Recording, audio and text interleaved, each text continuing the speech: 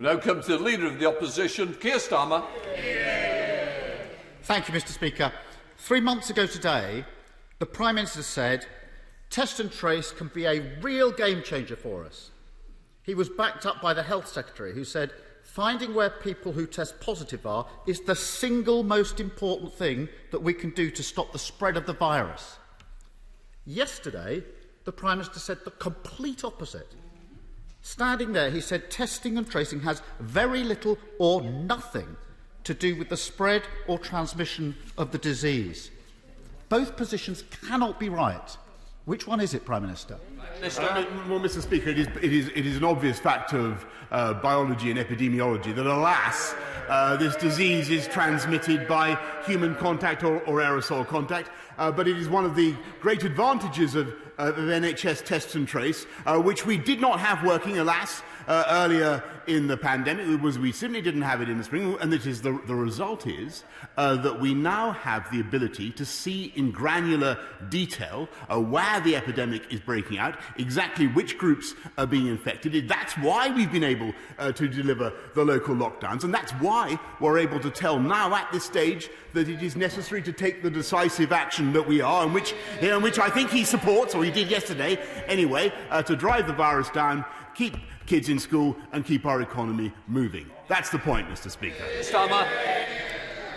So why yesterday did the Prime Minister say that testing and tracing had very little or nothing to do with the spread or transmission of the disease? Mr Speaker, I hesitate to reprove the right honourable gentleman for a flaw he seems sometimes to fall into, is not listening to my previous answer.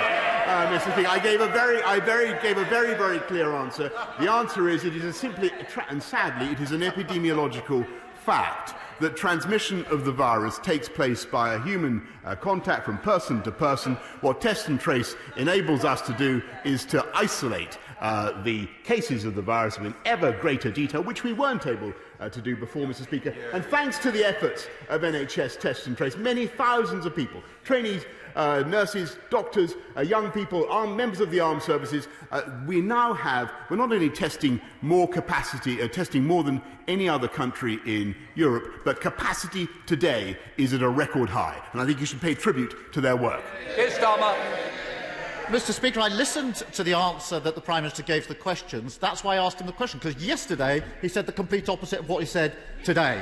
Everybody who was in the chamber, everybody who reads Hansard will see it. And he talks about testing. Mr Speaker, can I remind the Prime Minister that last week, before the Liaison Committee, he admitted testing currently has huge problems. Dido Harding said we plainly don't have enough testing capacity. The Health Secretary said fixing testing would take weeks. Pretending there isn't a problem is part of the problem, Prime Minister. It's unclear, and let's test what the Prime Minister's explanation is. Is the explanation for the problems that we haven't got enough capacity? It says which problem? The problem that he acknowledged 1 week ago before the Liaison Committee. Mr Speaker, is the explanation from the Prime Minister that we haven't got enough capacity because nobody could have expected the rise in demand? That's the Dido Harding defence. Or is it we've got all the capacity we need, it's just that people are being unreasonable in asking for tests? That's the Hancock defence. So which is it? Mr Speaker, I must say I think that the continual attacks by the opposition on Dido Harding in particular are unseemly and unjustified. And I think that her teams have done an outstanding job in recruiting people from a standing start. This is not for a moment to deny the anxiety of those who want tests, which I readily accept. Of course, we would love to have much more testing instantly, and it is thanks to the efforts of NHS Test and Trace that we are not only at a record high today, testing more people than any other European country, but to get to the point that he raised, Mr Speaker, we're going to go up to 500,000 tests by the end of October. That is the work of Dido Harding and her team, and I think actually, again, what we want to hear, and what I frankly want to hear, is more of the spirit of togetherness that we had yesterday, Mr Speaker, because this is this is an opportunity to support NHS Test and Trace. This is an opportunity to get behind that scheme, to encourage people to believe in it and in its efficacy. Instead, he constantly knocks it from the sidelines, Mr. Speaker. In this, oh, sorry, I think the whip. I'll just say to the whip, there's a little bit of rowdiness coming from here, also from your good self, which I normally never have from you, and we're having a little bit from this side. I want to be able to hear the Prime Minister. When I can't hear the Prime Minister, I do worry about the people who are watching proceedings. If we have further comment, please do so. Speak to me afterwards. Right, where are we up to? Keir Starmer. Mr. Speaker, the Prime Minister knows my complaint is not with the NHS, it's with the government. My wife works for the NHS. My mother worked for the NHS. My sister works for the NHS. So I'm not going to take lectures from the Prime Minister on supporting the NHS. The Prime Minister says we've got capacity, goes on and on about capacity. Let's test that. 3 weeks ago, millions of children went back to school. That's a good thing. Then the inevitable happened. Kids get coughs, bugs, flu. That's what happens. It's in the job description. But there's no effective system in place to deal with it. Many can't get tests quickly. Schools are allocated only 10 tests. Many wait days for the results. The outcome is obvious.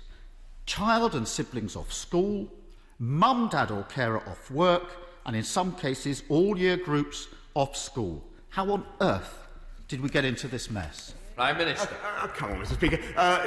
He knows perfectly well that, and he'll have read the advice from the 4 chief medical officers that there's an exceptionally small risk to children of primary and secondary school age from this disease. He knows that children have a significantly lower rate of infection. That's all in the letter that they've published today. But he also knows that we are doing our level best to get every child a test who has symptoms, and further, that thanks to the efforts of teachers in this country, of parents, pupils, 99.9% of our schools are now back.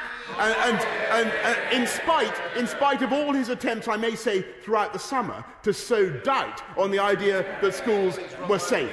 The people of this country had more common sense, Mr. Speaker. Keir Starmer. Such a poor defence. That's such a poor defence. The point isn't whether the children have got COVID. It's that they've got COVID symptoms, and then they're off school. The government's own department shows that 1 in 8 children are off school this week. That disrupts their education. Whether it's COVID symptoms or other symptoms is nothing to the point. If the Prime Minister doesn't see that, he's really out of touch with families and what they're going through in schooling day in, day out in the last few weeks. The reality is, losing control of testing is a major reason why the Prime Minister is losing control of this virus. As a result, he's phasing in health measures, restrictions which we do support. But at the same time, he's phasing out economic support. Health measures and economic measures are now dangerously out of sync. Let me quote the Director General of the CBI. There can be no avoiding the crushing blow new measures will bring for thousands of firms. It's vital, she says, that all announcements of restrictions go hand in hand with clarity on the business support to protect jobs. Why wasn't that announced yesterday? Mr. Speaker, let's be in absolutely no doubt that the work that this government has done to protect the economy of this country, to support the jobs of 12 million people through the furlough scheme, an overall expenditure of about £160 billion, has been unexampled anywhere else in the world. And I think he should pay tribute to the Chancellor and his work. And we will go forward with further creative and imaginative schemes to keep our economy moving. And that is the essence, Mr. Speaker, of the plan, of the proposals that he talks about. He supported them last night, or he supported them yesterday, Mr. Speaker. I hope he continues to support them. The essence of what we're saying, Mr. Speaker, is that we want to depress the virus, but keep pupils in school and keep our economy moving. And that is the single best thing we can do to support firms across the country. Keir Starmer. Mr. Speaker, I'm not asking about the support that was being put in place in the past. We support that. I'm asking about the support that's needed now, particularly in light of the restrictions announced yesterday. Mr. Speaker, this is not theoretical. Yesterday, 6,000 jobs were lost at Whitbread, one of the major employers in the hospitality sector. The CBI, the TUC and trade unions, the Federation of Small Businesses, the British Chamber of Commerce, the Governor of the Bank of England, they're all calling on the Prime Minister to stop and rethink. Support the businesses affected. Don't withdraw furlough. We've been saying it for months. When is the Prime Minister finally going to act? Well, Mr. Speaker, these are indeed tough times, and I have no doubt that many businesses, many employees are feeling a great deal of anxiety and uncertainty, and we will do our level best to protect them throughout this period.